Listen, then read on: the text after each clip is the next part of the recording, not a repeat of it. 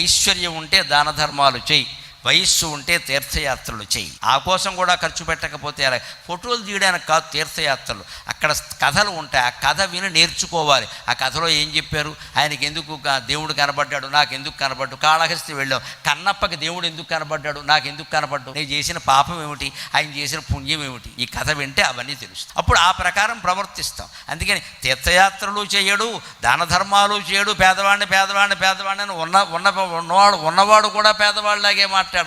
పోని ఇవేవీ కాదు, ఏదో ఒక మార్గంలో సమస్త భువనాలకే అధీశ్వరుడమైన ఓ పార్వతీ వల్లభ భర్గా కుకుటేశ్వర స్వామి, నిన్ను సేవించచ్చు కదయా, కనీసం డబ్బు దానం చెయ్యకపోయినా, తీర్థయాత్రలు చెయ్యకపోయినా ఒక్క పని చేస్తే మనకి మనశ్శాంతి కలుగుతుంది, సమస్త శుభాలు ఇంట్లో చేకూరుతాయి.